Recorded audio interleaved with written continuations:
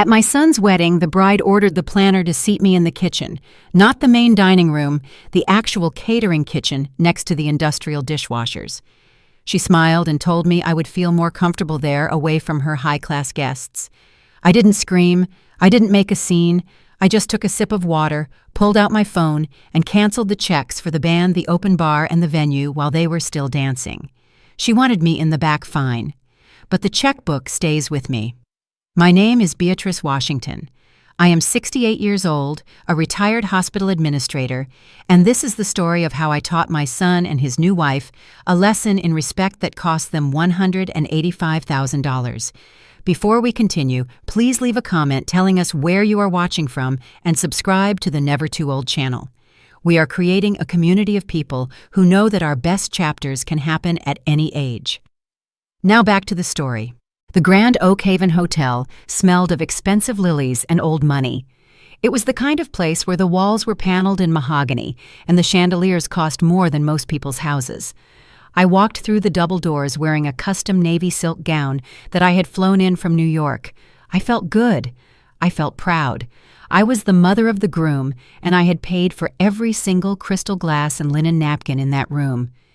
But as I moved toward the entrance of the ballroom, a young woman with a headset and a clipboard stepped in front of me. Her name tag said Sarah, and she looked like she was about to be sick. "Mrs. Washington," she whispered, refusing to meet my eyes.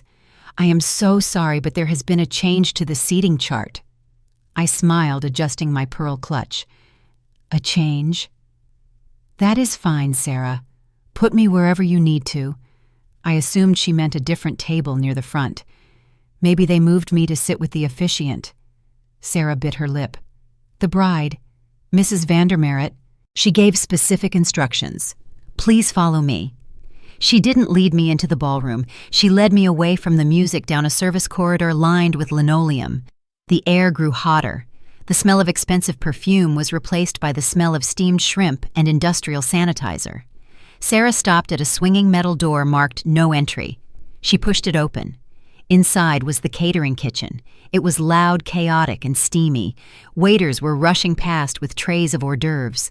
A dishwasher was blasting steam in the corner. And there, squeezed between a stack of dirty crates and the mop sink, was a white plastic folding table.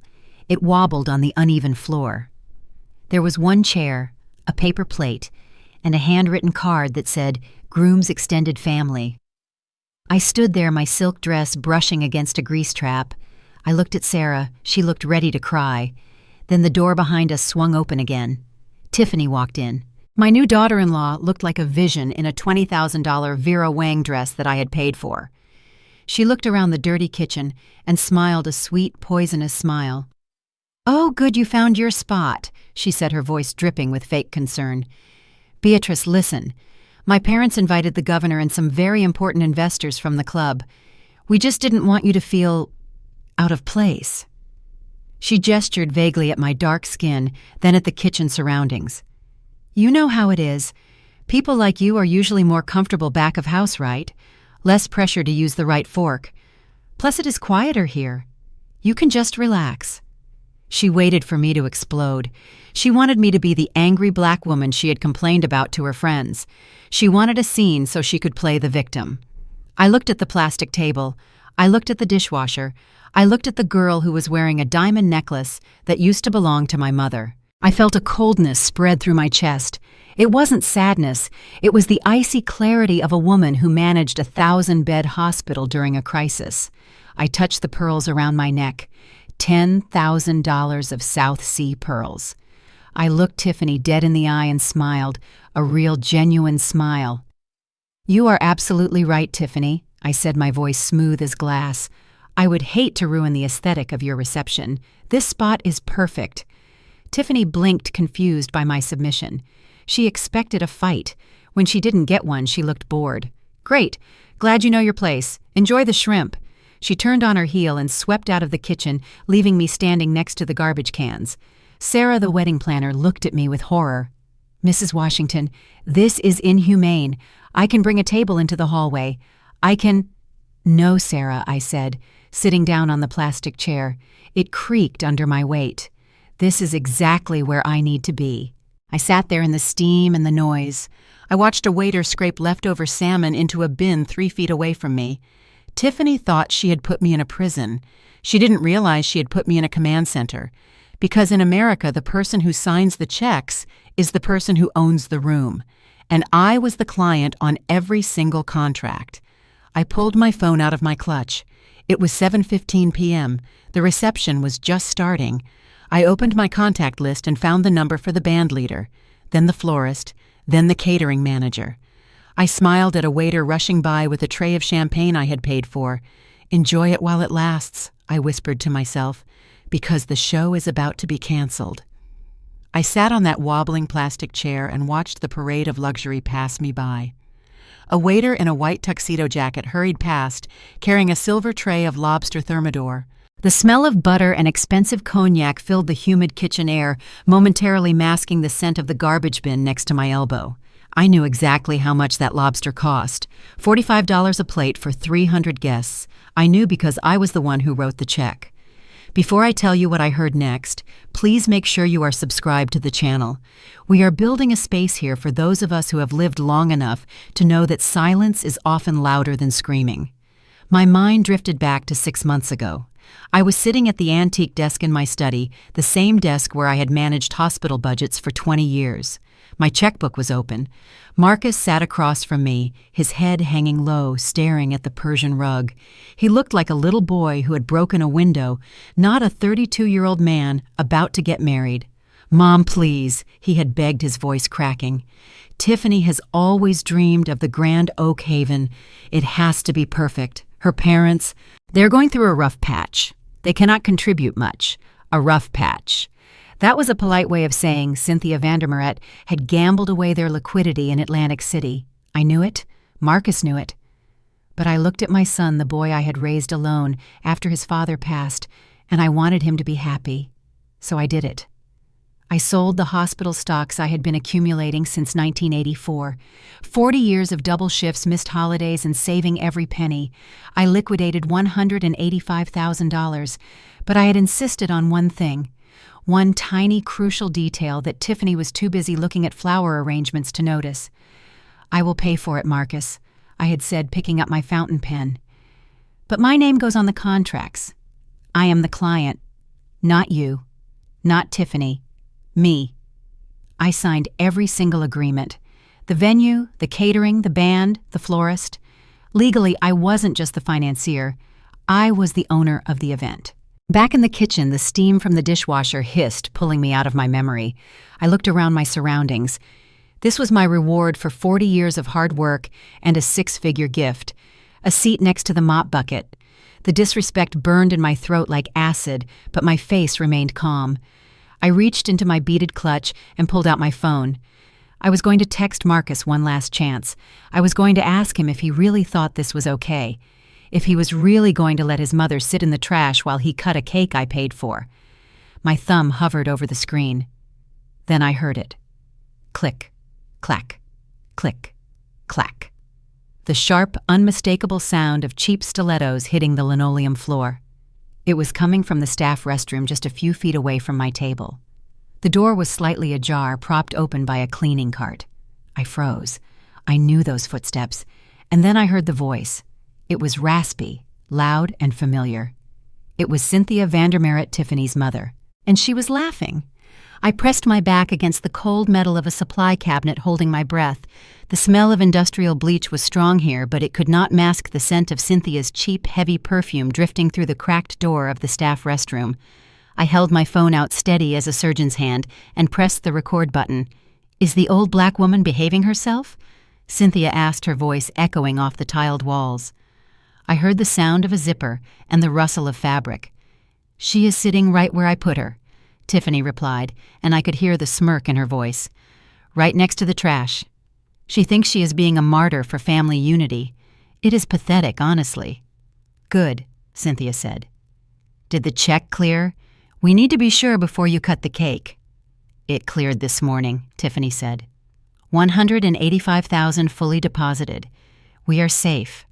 I watched the audio waveforms bouncing on my screen, capturing every syllable of their betrayal. "So what is the timeline?" Cynthia asked, her voice dropping lower. "I have people in Atlantic City who are getting impatient, Tiff. They want their money by next month." "Relax, Mom. We have it all worked out. We go to Bora Bora for 10 days. While we are gone, the movers will start packing up our house." "And the old lady Shady Pines Tiffany," said casually as if she were choosing a nail polish color. "I already spoke to Dr. Evans. I told him she has been wandering at night and getting aggressive. He is ready to sign the emergency guardianship papers the day we get back. We will drop her off list her house for $1.5 million and pay off your debts with plenty left over." My blood turned to ice.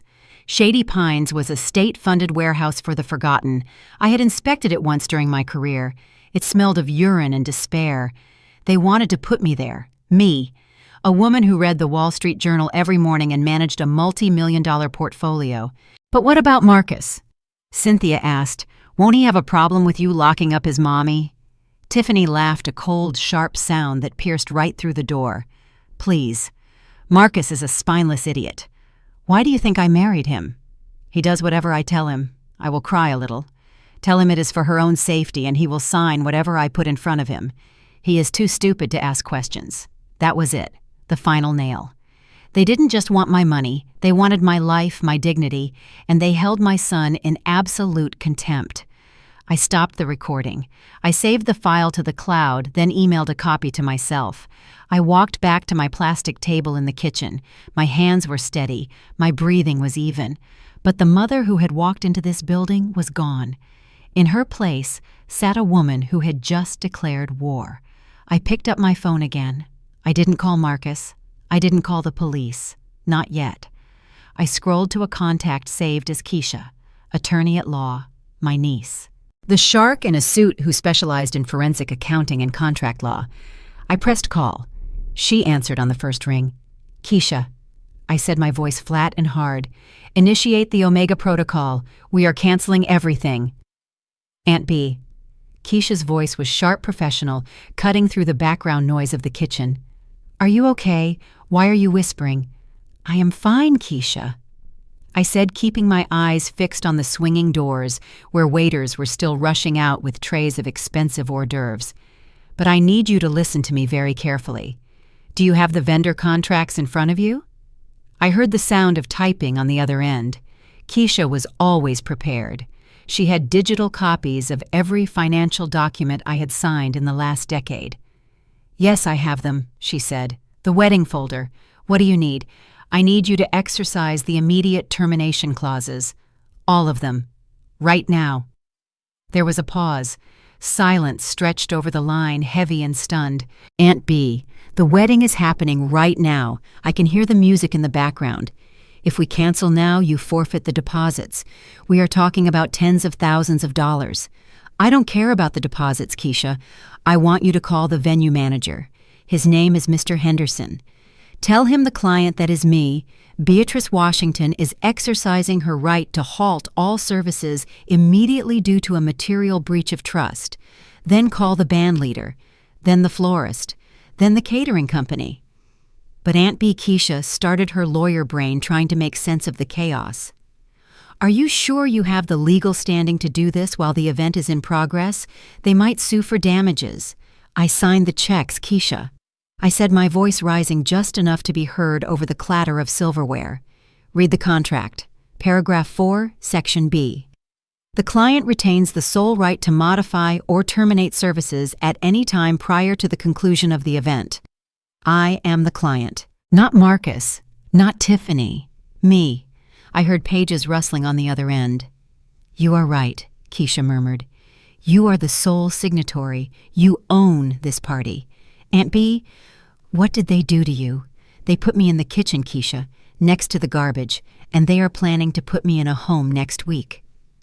The silence on the other end was different this time. It wasn't confusion. It was rage. Cold, hard, family rage. "Say no more," Keisha said, her voice dropping an octave. "I am sending the cease and desist emails now. I will call the managers directly. Give me 5 minutes. And Keisha," I added, "make sure the manager knows this comes from me. I want him to announce it. I want them to know exactly who turned off the lights. Consider it done.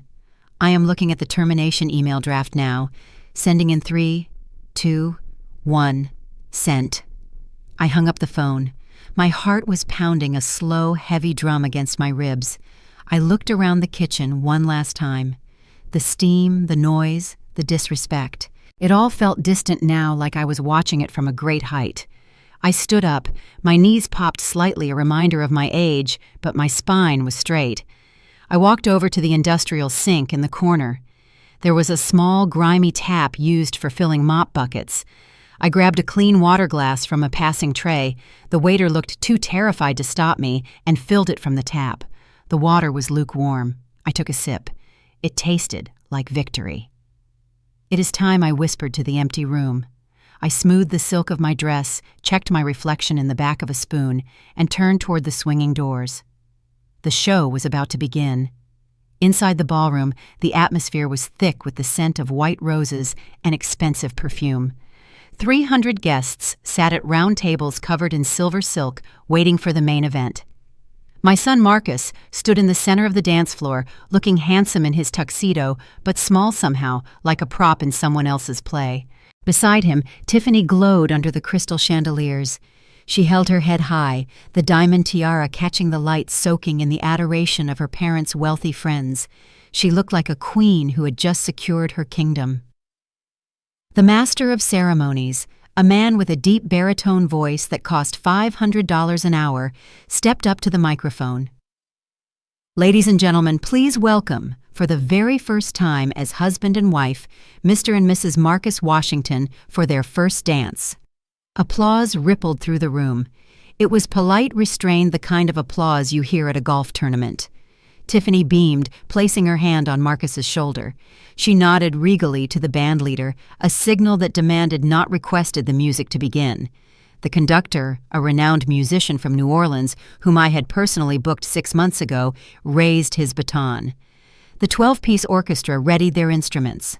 The room went silent, waiting for the first lush notes of Etta James. But the music never started. Instead, the conductor paused. He touched his earpiece, his brow furrowing as he listened to a voice I knew was Keisha's. His eyes widened slightly, then narrowed. He lowered his baton slowly, deliberately. He turned to the band and made a sharp, cutting motion across his throat. The drummer set down his sticks. The saxophonist lowered his instrument. The pianist stood up and closed the lid over the keys of the Steinway with a heavy final thud that echoed in the silent room. Tiffany's smile faltered. She whispered something to Marcus, her eyes darting to the band. "Why aren't they playing?" I could read her lips. The conductor stepped up to the vintage microphone. He didn't smile. He didn't apologize. He looked straight at the confused couple. "We have received a notification from the contract holder," he said, his voice amplified and booming across the silent hall. "The performance agreement has been terminated effective immediately due to the client revoking payment. We are packing up." A gasp swept through the room like a wave. Tiffany's face went from confusion to a mask of pure fury. "That is impossible," she shrieked, forgetting her poise. "We paid you. Play the music." The conductor ignored her. He turned off the microphone with a sharp squeal of feedback that made the guests wince. He began dismantling his music stand. At that exact moment, the overhead lighting rig controlled by the same master contract I had signed clicked off. The warm golden ambiance vanished, leaving only the harsh emergency exit lights and the cold, unfeeling glow of the service lamps. The romantic follow spot that had been illuminating Tiffany flickered once, twice, and died. She stood there in the center of the dance floor, enveloped in sudden gray shadow, a bride without a spotlight, frozen in a silence loud enough to shatter glass. The confusion in the ballroom shifted rapidly into panic. The sudden silence from the band was replaced by the aggressive clatter of glass and metal coming from the back of the room. I watched through the crack in the service doors as the bar staff moved with military precision. They weren't just closing the bar, they were dismantling it. The head bartender, a stern man who I knew took his orders seriously, began pulling bottles of Dom Perignon out of the ice buckets. He didn't hesitate. He grabbed the Grey Goose, the 25-year-old Scotch, and the imported wines, shoving them into locked crates beneath the counter. But it was what happened next that made the guests gasp. A server moved through the crowd approaching a table of Tiffany's wealthy relatives. One of them had just lifted a fresh glass of champagne to his lips. The server gently but firmly reached out, took the glass from his hand, placed it on a tray, and walked away. That is when Cynthia finally snapped. She had been standing near the bar, likely waiting for a refill to calm her nerves.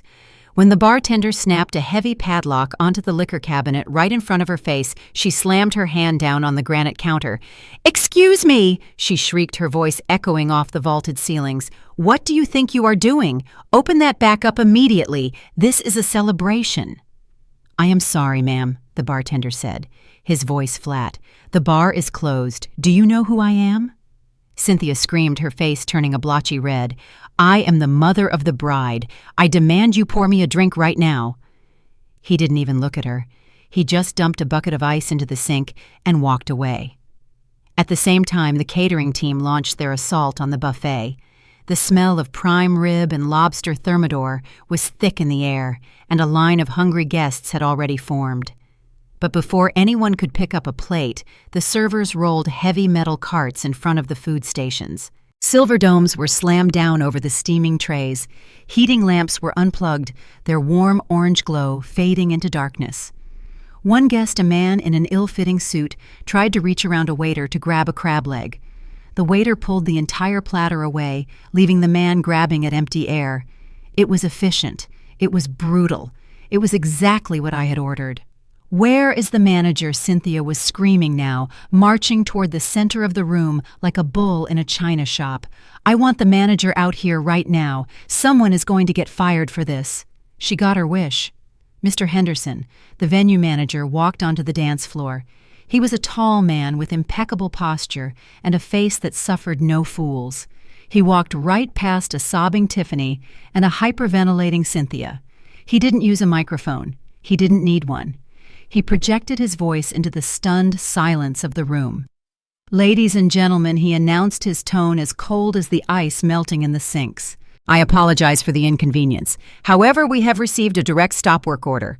He paused, scanning the room until his eyes landed on Marcus, who looked like he wanted the floor to open up and swallow him whole.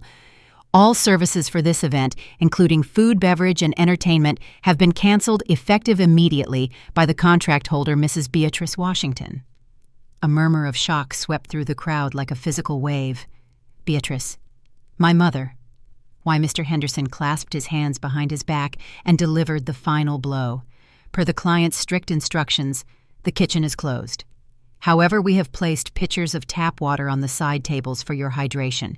You have 30 minutes to vacate the premises." The room went deadly silent. And then, as if choreographed, every single head turned toward the swinging doors of the kitchen. The double doors to the kitchen swung open with a heavy thud that cut through the murmurs of the crowd. I stepped out onto the plush carpet of the ballroom. I didn't rush. I didn't look down. I walked with the slow, deliberate pace of a woman who had signed payroll checks for 20 years. The navy silk of my gown rustled softly, the only sound in a room full of 300 silent people. Tiffany stood frozen near the head table, her face a mask of running mascara and disbelief. When she saw me, the shock turned into a scream. "You!" she shrieked, pointing a manicured finger at me. "What did you do? You are ruining everything. You are insane!" I stopped 10 feet away from her. I didn't raise my voice. I didn't need to.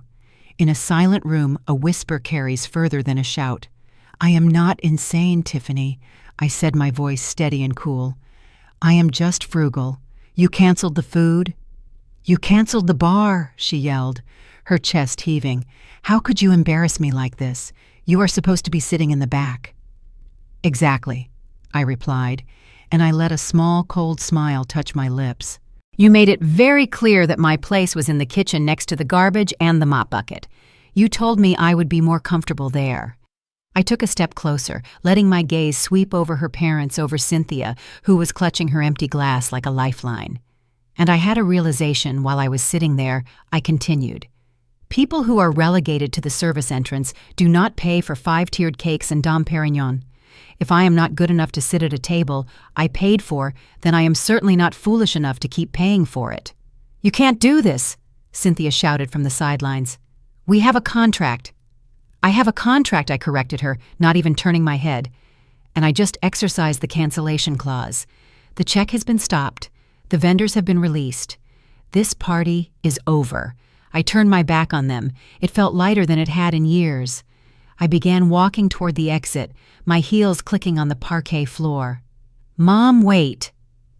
Marcus came running after me. He grabbed my arm, his grip desperate and sweaty. I looked down at his hand on my silk sleeve, then up at his face. He looked terrified, not for me, but for himself. "Mom, please," he begged, his voice a frantic whisper. "You can't leave. Everyone is watching. You are humiliating us. Just fix this. Write another check. Please." I looked at the son I had nursed through fevers, the boy I had put through college, the man who had stood by while his wife planned to put me in a state home. I ripped my arm from his grasp with a force that made him stumble back. "Do not touch me," I said, my voice low and dangerous. "I raised a man, Marcus. I do not know what you have become, but I will not pay for the privilege of being abused by you or your wife anymore. Go back to her. She is your problem now." "Mom, don't go," he cried out, but I was already moving. I pushed through the heavy double doors of the Grand Oakhaven, stepping out into the cool night air. Behind me, the ballroom erupted into chaos. I could hear Tiffany screaming, Cynthia yelling at the manager, and the confused chatter of 300 hungry guests. I didn't stop. I didn't turn around. I walked straight to the valet stand, handed him my ticket, and waited for my car. For the first time in months, I could breathe. The wedding was a disaster, but as I looked up at the stars, I knew one thing for certain. I was free. The morning sun hit my rose garden at 7 o'clock sharp, casting long, peaceful shadows across the lawn. It should have been a quiet Sunday. I should have been sipping my Earl Grey tea and reading the paper. Instead, my phone was vibrating across the marble countertop like a possessed thing. It hadn't stopped buzzing since 6 in the morning. I picked it up and saw a notification from a friend. It was a link to a TikTok video. The thumbnail showed Tiffany, her mascara running, looking into the camera with the saddest eyes I had ever seen. The caption read, "My mother-in-law had a dementia episode and destroyed my dream wedding." I pressed play. I watched as a heavily edited version of the previous night played out on the tiny screen. They had cut out the part where I was sitting next to the garbage cans. They had cut out the manager announcing I was the client. Instead, it showed me walking out of the ballroom looking stern while Tiffany sobbed in the background. "She just snapped," Tiffany whispered to the camera, wiping away a fake tear. "We tried to make her comfortable. We tried to include her. But her mind, she gets confused. She thought she was at work. She started firing the band. It was heartbreaking. Please pray for our family as we try to get her the help she needs." The video already had 50,000 likes. The comments were vicious. "Put her in a home. What a monster. Poor bride." I set the phone down. My hands were trembling, not from fear, but from the sheer audacity of the lie. They were building the narrative. They were planting the seeds for the guardianship hearing. If the world believed I was senile, no one would question it when they locked me away. Then came the text from Marcus. I stared at his name on the screen, remembering the little boy who used to bring me dandelions. "Mom, you have humiliated us in front of the entire city. Tiffany is inconsolable. If you want to see your future grandchildren, you will deposit $50,000 into our joint account by noon for emotional damages and to cover the vendor fees. If not, consider yourself dead to me.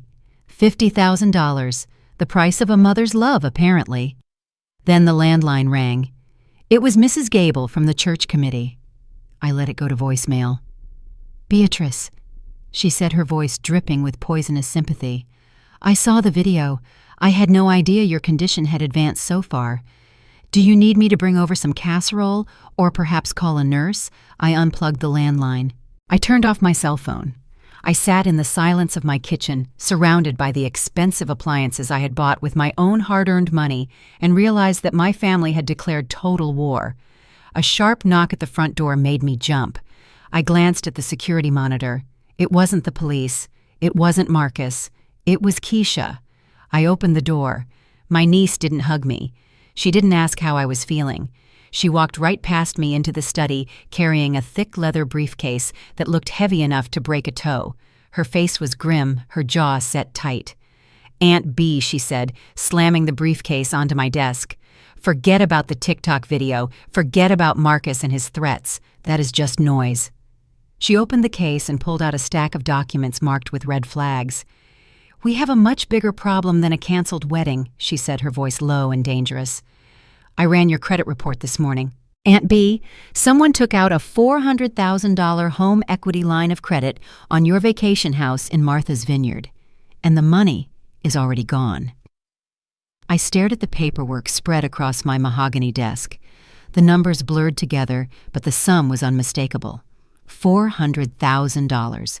A home equity line of credit taken out against my Martha's Vineyard cottage, a property I had bought with my late husband 20 years ago. It was supposed to be my sanctuary.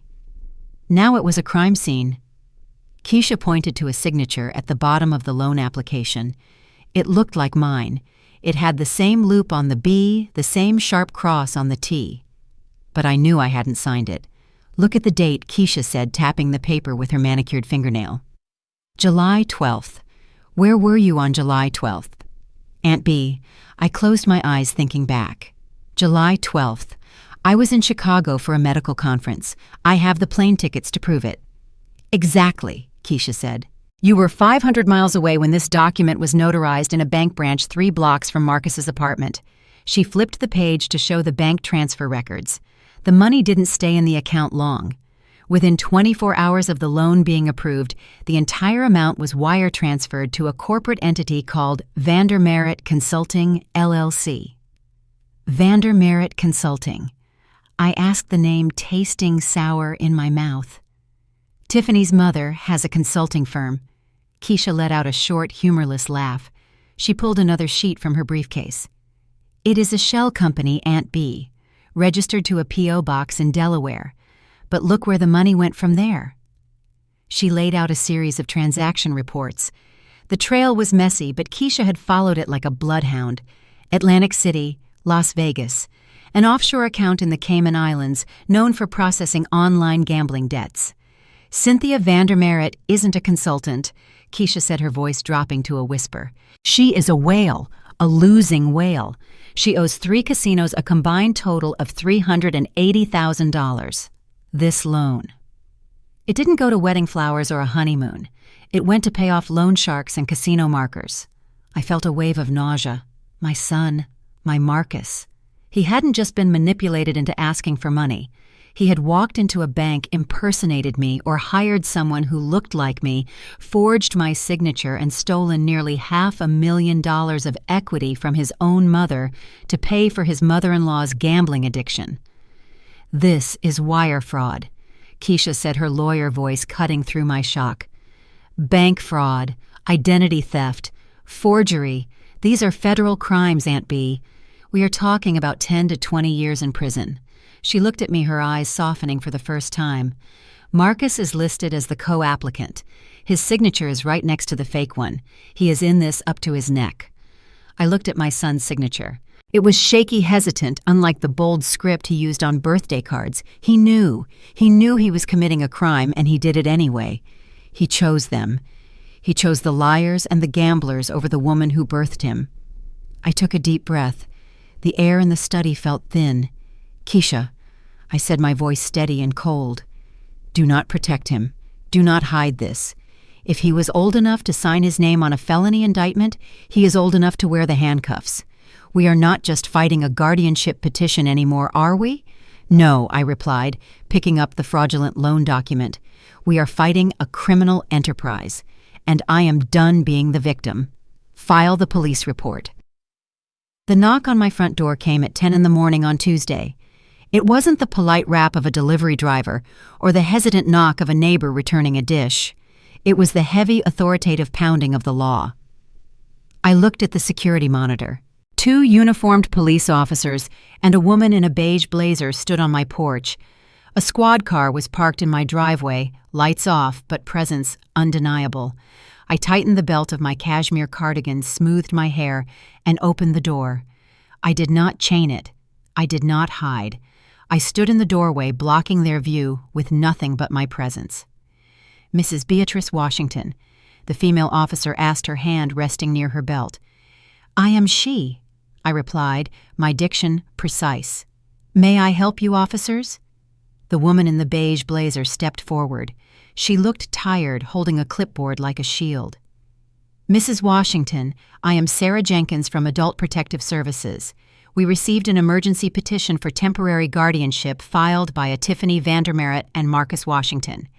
The petition alleges that you are suffering from acute dementia, that you have become a danger to yourself and others, and that you have been dissipating assets due to a cognitive break. We are here to conduct a welfare check and an immediate competency assessment." I looked at them.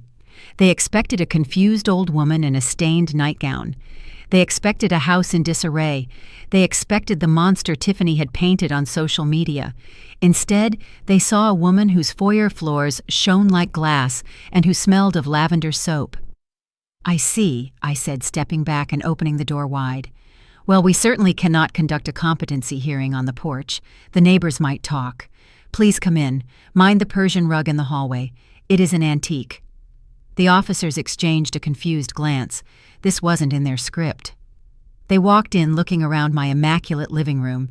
Fresh hydrangeas sat in a crystal vase. The Wall Street Journal was folded neatly on the side table, the crossword puzzle completed in pen. I gestured to the silk sofas. "Please sit." I was just steeping a pot of Earl Grey.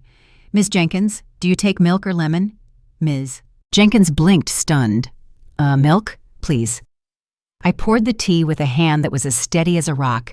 I placed the china cup on a coaster in front of her. "Now," I said, sitting in my wingback chair and crossing my legs. "Let us discuss this cognitive break I am supposedly having. Does it involve the fact that I know the current prime rate is 5.5%? Or perhaps the fact that I can recite the founding date of the hospital I managed for 30 years? Or maybe it is simply because I refused to pay for a party where I was seated next to a mop bucket." Ms. Jenkins looked at her clipboard, then at me, then around the spotless room. She clicked her pen. "The report states you were found wandering the streets confused and aggressive," she said, her voice losing its edge. "It says you didn't know who your son was." I took a sip of my tea. "I know exactly who my son is, Ms. Jenkins. He is a man who is currently co-signing fraudulent loans to pay for his mother-in-law's gambling debts. And his wife is a woman who realized that the only way to cover their crimes is to have me declared incompetent so they can seize my assets before I press charges." The room went silent. The officers shifted their weight. Ms. Jenkins stopped writing. "I am not senile." I continued, my voice low and fierce. "I am angry. There is a difference." Ms. Jenkins closed her folder. She looked at the officers and gave a small shake of her head. "Mrs. Washington, it is clear to me that you are oriented and capable. The living conditions are exemplary. However, because the petition was filed with the court, there will still be a hearing. I have to submit my report, but I cannot close the case right here." I stood up, signaling the end of the visit. "I understand protocol, Ms. Jenkins." I walked them to the door. As she stepped out onto the porch, she turned back to me, a look of apology in her eyes. "I am sorry for the intrusion, ma'am." I looked past her toward the street, where I knew Tiffany was probably waiting for a phone call that would say I had been taken away. "I know you have a job to do," I said, "but you tell the court to be ready. Do not make your decision today. Wait for the hearing. Because I will be there, and I will not be the one leaving in handcuffs." I didn't go to just any doctor. I went to Dr. Samuel Henderson, the chief of neurology at St. Jude's, a man I had hired 20 years ago. He ran me through a battery of cognitive tests that would have frustrated a graduate student. I recalled lists of random words. I solved complex logic puzzles. I drew geometric shapes from memory. I recited the presidents backward. When it was over, Samuel took off his glasses and looked at me with a mixture of amusement and respect. "Beatrice," he said, signing the affidavit with a flourish, "your cognitive function is in the 99th percentile for your age group. In fact, you are testing better than most of my residents. If anyone tries to claim you are incompetent, send them to me. I will testify that you are the sharpest person in the room." I took the sealed medical report. It wasn't just a piece of paper. It was my shield. Back at the house, Keisha had turned my dining room table into a war room. Stacks of bank records, loan applications, and forensic accounting reports covered every inch of the mahogany surface. She looked up when I walked in, her eyes gleaming with the thrill of the hunt. We have them. Aunt B, she said, tapping a thick binder. The bank fraud case is airtight. I have the handwriting analysis confirming the forgery on the loan documents. I have the IP address logs showing the transfer was made from a computer in Marcus's apartment. And I have the casino records linking the withdrawal directly to Cynthia's player account. She opened a folder labeled State versus Washington. But here is the strategy. She continued, lowering her voice, even though we were alone. We do not lead with the recording. I looked at my phone where the audio file of Tiffany and Cynthia plotting in the bathroom was safely stored. That recording was the smoking gun. It proved malice. It proved premeditation. Why not, I asked. It ends the argument immediately. Because we want them to commit perjury, Keisha said, a ruthless smile playing on her lips. If we play the tape now, they might try to settle or claim it was a joke. We want them to get on the stand. We want them to swear under oath that you are senile and that they only have your best interests at heart. Once they lie to the judge and we prove they are lying, it is all over. They won't just lose the case. They will go to prison. I understood. It was a trap. A trap laid with their own arrogance. Keep the tape in your pocket, I said. We play it when the trap snaps shut. Keisha nodded and picked up her phone. She called the process server. I listened as she gave him the addresses. One for the luxury apartment Marcus and Tiffany were renting. One for the motel where Cynthia was currently hiding from her bookies. Serve them immediately, Keisha ordered. Personal service only. I want to know the exact look on their faces when they realize what is coming. She hung up. The sun was setting, casting long shadows across the room. The subpoenas are out, she said. The hearing is set for Friday at 9. I looked at the calendar. 3 days. 3 days until I faced my son in a court of law. 3 days until the end of my family as I knew it. Let them come, I whispered. I am ready. It was 2 a.m. when the pounding started. It wasn't a knock. It was the desperate rhythmic thud of a fist against solid oak. I was awake, of course. I had been awake for 3 nights, sitting in my wingback chair with a book I wasn't reading, waiting for the other shoe to drop. I knew my son. I knew he wouldn't have the courage to face me in court without trying to beg for a shortcut first. I walked to the security panel in the hallway. The screen glowed blue in the dark house. There he was. Marcus. My baby boy. The child I had carried on my hip while I rounded on patients. The man I had put through private school and university. He looked destroyed. His tie was loosened, his expensive shirt unbuttoned at the collar. He was leaning against the doorframe as if it were the only thing holding him up. Even through the grainy night vision camera, I could see his eyes were bloodshot. He was drunk, sloppy drunk.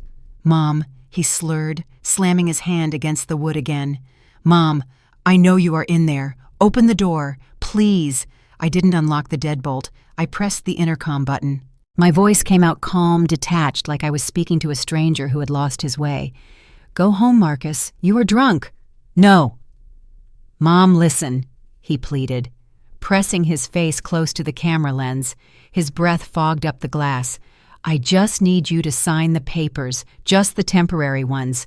Please, Tiffany is going crazy. She says if I do not get you to sign, she is going to leave me. He started to cry, then ugly heaving sobs that shook his shoulders. It is just temporary, Mom. Just for a few months until things settle down. We won't put you in a home. I promise. We just need access to the accounts to pay off some things. Then we will give it all back. Just help me.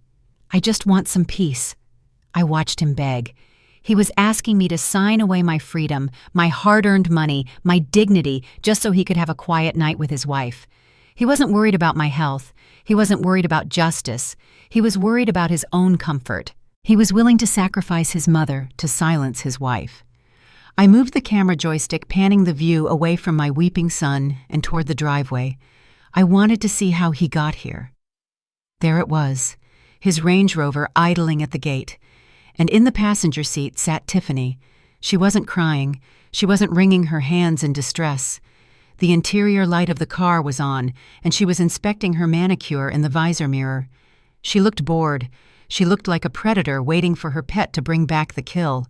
She checked her watch, then looked toward the house with a sneer of impatience. That was the moment it happened. The final tether snapped. The last thread of hope that my son was just a victim, just confused, just weak, dissolved. He wasn't a victim. He was a collaborator. He was a grown man who had driven here drunk with the woman who wanted to destroy me to beg for my surrender. I pressed the intercom button one last time. "Marcus, listen to me." He looked up, hope flashing in his wet eyes. "Yes, Mom. You will open the door." "No," I said. "I want you to go home. I want you to sober up. And tomorrow morning I want you to put on the best suit you own. The navy one I bought you for your graduation." "Wear that." "Why?" he asked, confused. "Because you are going to need to look presentable when the judge sees you," I replied. "Now get off my porch." I didn't wait for his answer. I reached out and pressed the power button on the security monitor. The screen went black, cutting off the image of my weeping son and his waiting wife. The house fell silent again. I stood there in the dark hallway, feeling a strange, hollow peace settle over me. I did not cry. I had no tears left. I turned and walked back to my bedroom. I had to sleep. I had to be strong for tomorrow. Because as far as I was concerned, the boy I raised, the son I loved, had not just left my porch. He had died tonight. And tomorrow I had a funeral to attend in a courtroom. The courtroom smelled of floor wax and old lies. I sat at the defendant's table, my back straight, my hands folded on top of a pristine manila folder. Beside me, Keisha was the picture of professional calm, though I could see a vein throbbing in her neck.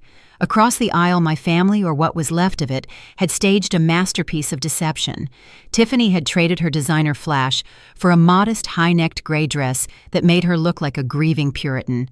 She sat with a tissue pressed to her nose, her shoulders shaking with silent, practiced sobs. Marcus sat next to her, staring at the table, looking like a man walking to the gallows. And in the gallery, sitting right in the front row, was Cynthia. She wasn't crying. She was leaning back with a small, satisfied smirk, looking at me like I was a slot machine that had just lined up 3 cherries. Their lawyer, a man named Mr. Blanton, who had a reputation for ambulance chasing, paced in front of the bench. He was putting on quite a show. "Your Honor," he boomed, his voice dripping with sorrow. "We are not here out of malice. We are here out of love. This family is heartbroken. They have watched the matriarch they adore descend into a state of dangerous confusion." He gestured toward me with a sweeping hand. "Mrs. Washington is a danger to herself and her estate. Just days ago, she suffered a severe cognitive episode at her own son's wedding. She became disoriented, aggressive, and paranoid. She hallucinated insults that didn't happen. In her confusion, she canceled contracts worth tens of thousands of dollars, destroying a family celebration and wasting significant assets. This is classic financial dissipation, Your Honor." He turned to Tiffany. "Mrs. Washington, please tell the court what happened." Tiffany stood up, trembling. She looked at the judge with wide, wet eyes. "We just want her to be safe, Your Honor," she whispered, her voice cracking perfectly. She didn't know where she was. She thought the kitchen staff were her enemies. She started screaming about contracts and money. It was terrifying. I tried to calm her down, but she just looked at me with these empty eyes. She didn't even know who I was. She broke down into fresh tears. Marcus handed her another tissue, his hand shaking. "We just want to protect her assets before she spends everything on delusions," Tiffany finished. "We have found a wonderful facility, Shady Pines, where she can get the 24-hour care she desperately needs." It was a compelling performance. If I hadn't been the subject of it, I might have applauded. From the gallery, I saw Cynthia nod solemnly at the judge, playing the part of the concerned in-law perfectly. The courtroom was silent. The air was heavy with the weight of their lies. Judge Reynolds, a man with a kind face and graying temples, looked from the sobbing Tiffany to me. I saw the pity in his eyes. He saw a young woman trying to help an old lady who had lost her mind. He saw a tragedy, not a conspiracy. He sighed, taking off his glasses and rubbing the bridge of his nose. He looked at the file in front of him, the petition for emergency guardianship. It was all there. The allegations of dementia, the claims of financial recklessness, the request for immediate control of my accounts. It seemed like an open and shut case. The judge put his glasses back on and turned his gaze toward me. He didn't look at Keisha. He looked directly at me, his expression gentle the way one looks at a child or a confused invalid. "Mrs. Washington," he said softly, "I know this is difficult to hear. Your family clearly cares about you very much. Before I rule on this petition, do you have anything you would like to say to the court?" The room held its breath. Cynthia leaned forward in her seat, her eyes gleaming. This was it. They thought I would scream. They thought I would rant. They thought I would prove them right. I stood up slowly. I smoothed my skirt. I looked at Tiffany, who was peeking through her fingers to watch my demise. "Yes, Your Honor," I said, my voice clear and strong, filling the room without a tremor. "I have quite a few things to say, and I brought my own exhibits." I looked at Keisha and gave a single, imperceptible nod. It was time. My niece stood up, smoothing the front of her blazer. She didn't look at the opposing counsel. She didn't look at the weeping Tiffany. She walked straight to the clerk's desk and plugged her tablet into the courtroom's audio system. "Your Honor, Keisha," said her voice cool and crisp. "The petitioners claim my client is suffering from delusions and paranoia. They claim their actions are motivated solely by love and concern. We would like to play a recording taken by Mrs. Washington on the evening of the wedding. This recording will provide necessary context regarding the so-called cognitive break, Mr. Blanton." Their lawyer jumped up. "Objection. We have not authenticated this recording. We don't know where it came from. It was recorded by my client, Keisha," countered calmly, "in a semi-public space where there is no reasonable expectation of total privacy regarding a conspiracy to commit fraud. I believe the court will find it illuminating." Judge Reynolds looked intrigued. "Overruled. Play the tape." Keisha tapped the screen. A moment of static hissed through the courtroom speakers, and then, clear as a bell, the sound of a zipper and rustling fabric echoed off the walls. "Is the old black woman behaving herself?" The voice was unmistakable. It was Cynthia. Heads in the gallery turned toward the front row where Cynthia sat. She froze, her mouth falling open in a silent gasp. Then came the reply, dripping with arrogance. "She is sitting right where I put her, right next to the trash. She thinks she is being a martyr. It is pathetic." Tiffany stopped crying instantly. The tissue she had been dabbing at her dry eyes fell to the table. Her face drained of all color, turning a sickly ash-gray shade. She stared at the speaker on the wall as if it were a ghost. The recording continued, mercilessly exposing their plot. The judge listened, his face hardening like stone, as Tiffany's voice outlined the plan to send me to Shady Pines. "I already spoke to Dr. Evans. Emergency guardianship. List her house for $1.5 million. Pay off your debts." The gasps from the gallery were audible now. Marcus sat with his head in his hands, unable to look at anyone. But the final knife twist was yet to come. "What about Marcus?" Cynthia's recorded voice asked. "Please." Tiffany's voice sneered, magnified to fill every corner of the room. "Marcus is a spineless idiot. That is why I married him. He does whatever I tell him." The silence that followed the end of the recording was heavier than the one at the wedding. It was the silence of a lie dying in plain sight. Judge Reynolds looked down from the bench. The pity was gone from his eyes, replaced by a cold, sharp anger. He looked at Tiffany, who was now trembling for real, her hands gripping the table to keep from sliding out of her chair. Mr. Blanton, the judge, said, his voice dangerously quiet. "Your client just testified under oath that she wanted to place Mrs. Washington in care for her own safety. This recording suggests a very different motive. Do you have an explanation?" Blanton was sweating. He loosened his collar. "Your Honor, I was not made aware of this context." The judge raised his gavel and brought it down with a thunderous crack that made Cynthia jump in her seat. "This hearing is turning into a farce," he declared, glaring at Tiffany. "Mrs. Vandermerit, perjury is a felony." He looked ready to throw the entire case out right then and there. He reached for his stamp to dismiss the petition. But Keisha stepped forward, her hand resting on a second thicker file on her desk. "Your Honor," she said, her voice ringing out, "please do not dismiss the case yet." The judge paused, his gavel hovering.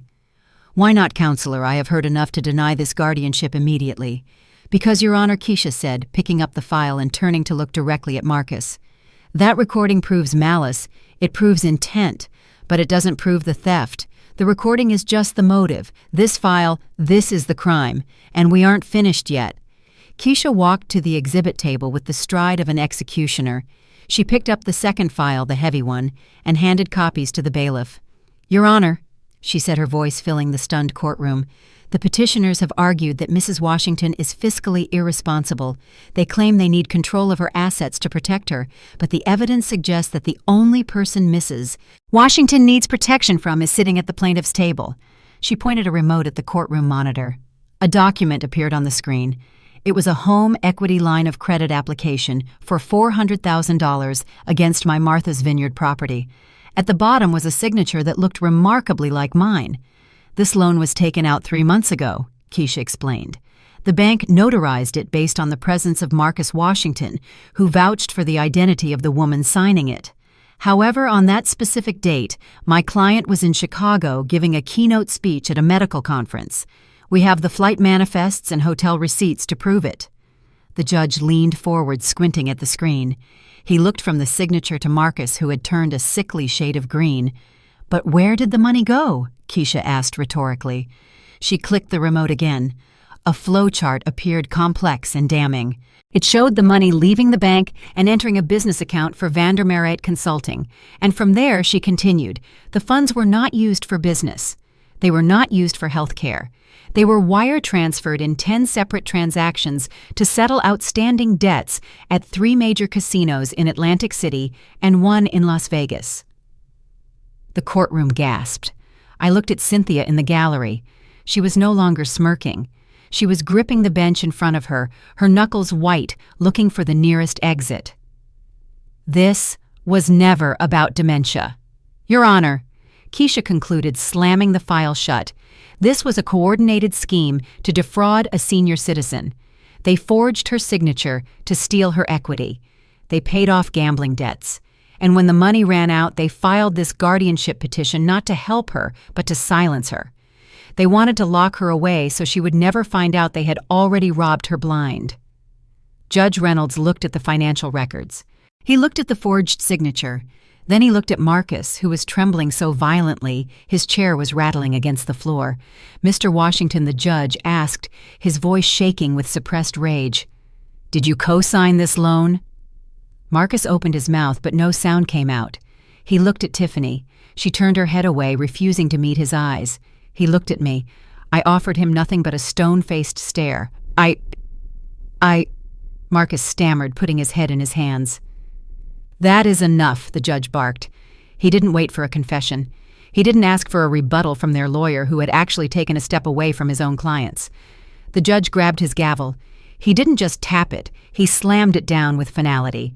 "The petition for emergency guardianship is denied with prejudice," he declared.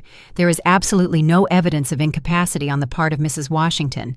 However, there is overwhelming evidence of criminal misconduct by the petitioners." He pointed his gavel at the bailiff. "Bailiff, lock the doors. No one leaves this room. I am referring this entire file to the district attorney's office immediately for prosecution on charges of bank fraud, forgery, and elder abuse. This is no longer a family court matter. This is a crime scene." The doors to the courtroom burst open before the judge's words had even finished echoing. 6 officers from the Economic Crimes Unit marched in their faces, grim and professional. They didn't look like the friendly neighborhood police. They looked like the end of the line. 2 of them headed straight for the gallery. Cynthia tried to stand up, maybe to run, maybe to argue, but her legs gave out. She slumped back onto the bench, her face a mask of pure terror as the officers approached. "Cynthia Vandermerit," an officer said, pulling her arms behind her back, "you are under arrest for grand larceny, wire fraud, and conspiracy to commit identity theft." No, this is a mistake," Cynthia shrieked as the handcuffs clicked shut. "It was a loan. We were going to pay it back. Tell them, Tiffany." Tell them, but Tiffany couldn't tell them anything. 2 other officers were already at the plaintiff's table, pulling her out of her chair. She wasn't screaming. She was hyperventilating, her eyes darting around the room like a trapped animal. "Tiffany Vandermerit, you are under arrest for conspiracy to commit fraud, elder abuse, and perjury," the officer stated, snapping the cuffs on her wrists. "My hands. You are hurting my hands," she cried, looking at Marcus. "Marcus, do something. Call my dad. Call someone." Marcus didn't move. He sat frozen in his chair, watching his wife being dragged away. He looked like a man who had just woken up from a long, terrible dream, only to find that the nightmare was real. The officers turned to him. "Mr. Washington, stand up, please." Marcus stood up slowly, his legs shaking. He didn't look at the police. He looked at me. He looked across the aisle at the mother he had betrayed, the woman he had tried to lock away. He walked around the table, ignoring the officer reaching for his arm. He walked until he was standing right in front of me. Then, in front of the judge, the lawyers, and the police, my son dropped to his knees. He grabbed the hem of my skirt, burying his face in the fabric.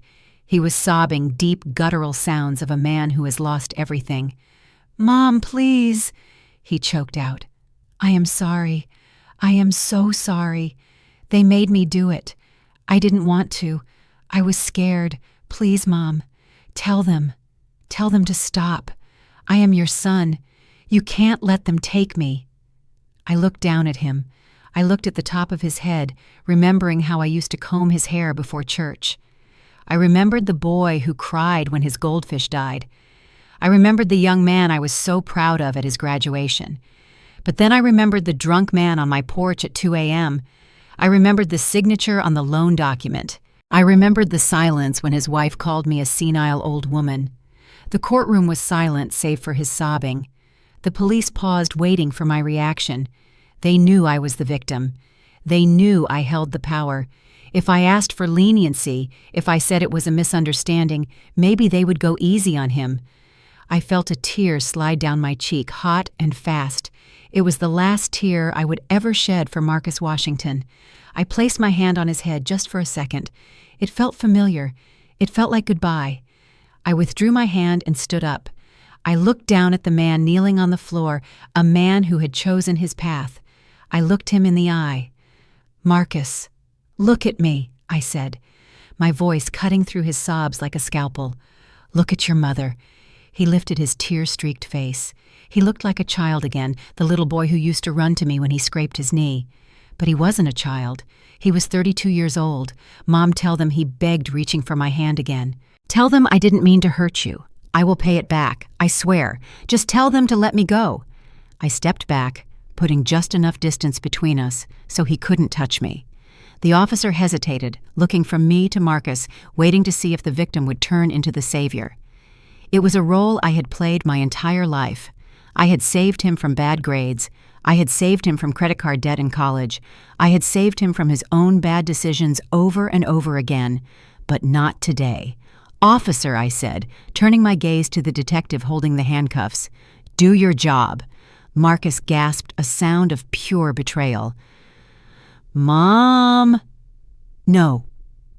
I looked back down at him. My heart was breaking, shattering into a million pieces inside my chest, but my face remained as hard as marble. "I raised you to be a man, Marcus.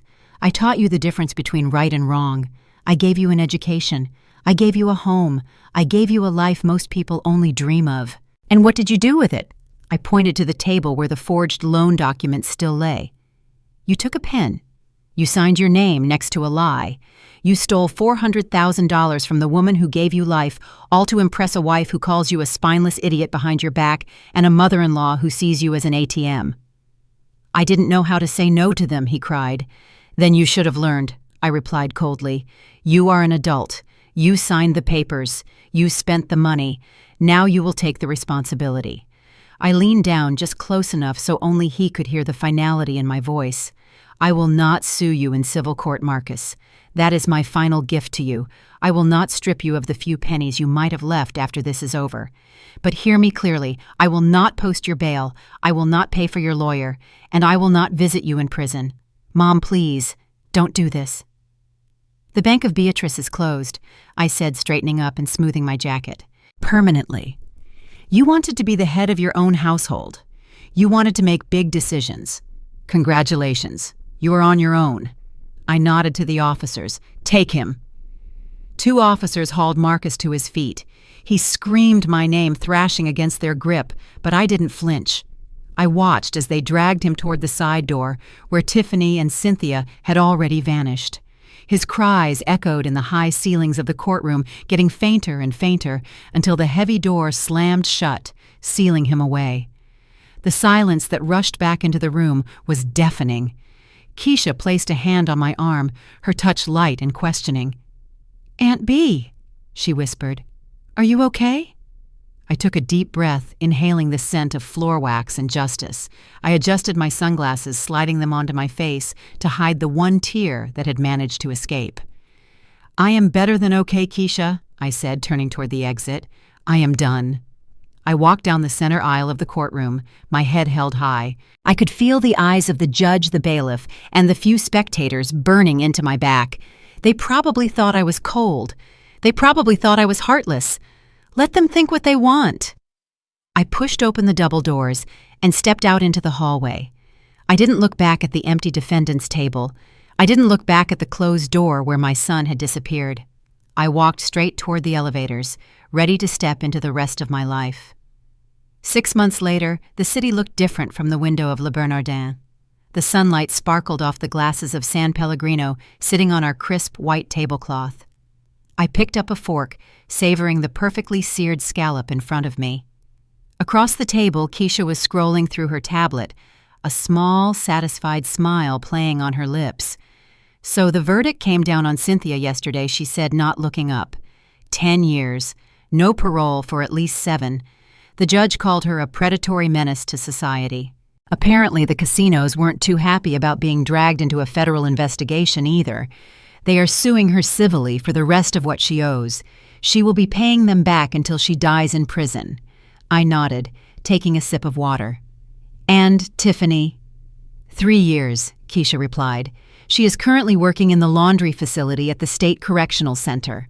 Her lawyer tried to argue she was coerced by her mother, but the recording of her calling Marcus a spineless idiot didn't exactly paint her as a helpless victim. Oh, and she filed for divorce from prison. Irreconcilable differences, meaning Marcus has no money left to steal. I felt nothing, no joy, no sadness, just the quiet satisfaction of a ledger finally balanced. "What about the house?" I asked. "Sold last week," Keisha confirmed. $1.6 million, all cash offer. The proceeds cleared the mortgage on the vacation home with plenty left over. Speaking of which, the new owners of the Martha's Vineyard cottage move in on Monday. Are you going to miss it? I looked out the window at the busy street below. I thought I would. That house held 20 years of memories with my husband, but after what happened after seeing my signature forged on those loan documents, it didn't feel like a sanctuary anymore.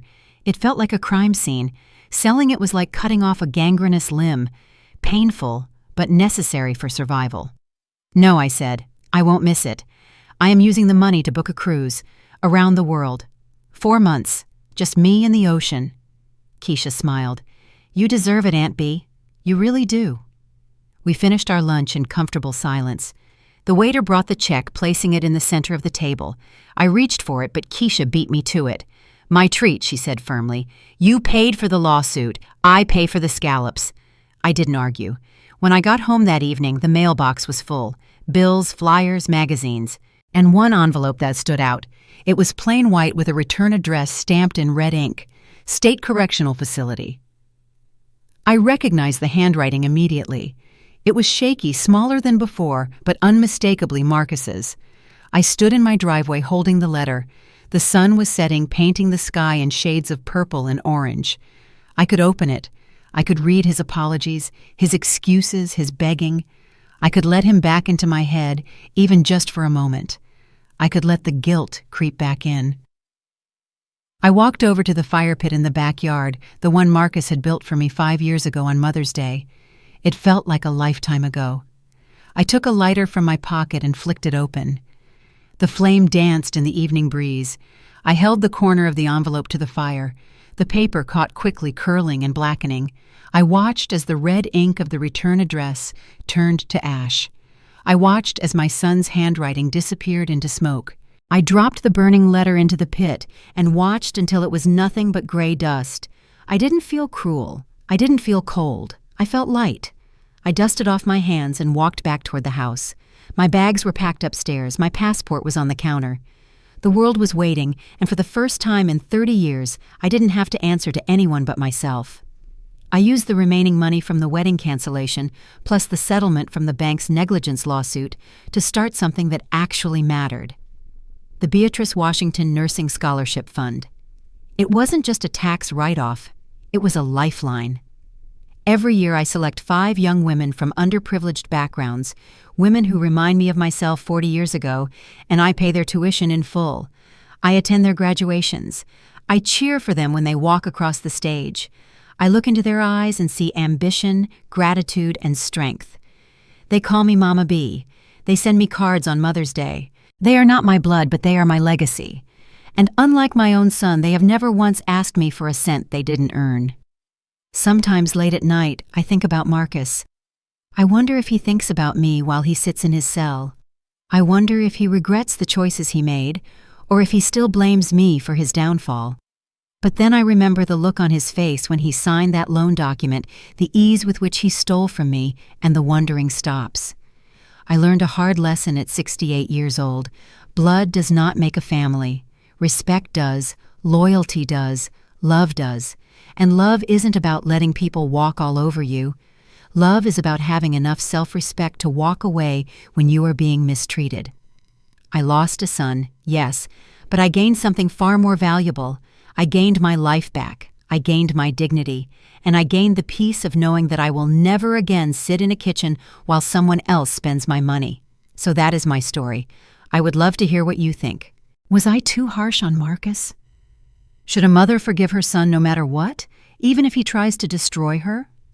Or did I do the right thing by letting him face the consequences of his actions? Let me know in the comments below. And if you enjoyed this story, please like and subscribe to the Never Too Old channel for more stories about resilience, justice, and the power of standing up for yourself. Thank you for watching. Beatrice Washington's story stands as a powerful testament to self-worth and the necessity of establishing boundaries even with those we love most. Often, society expects older women, particularly mothers, to be endless reservoirs of forgiveness, tolerating disrespect for the sake of keeping the peace. Beatrice shatters this expectation. She teaches us that dignity is not a negotiable currency, and that financing people who mistreat you is not an act of love, but an act of self-betrayal. Her actions remind us that accountability is the ultimate form of respect. By allowing her son to face the legal consequences of his crimes, rather than shielding him, she refused to rob him of the lesson he desperately needed to learn.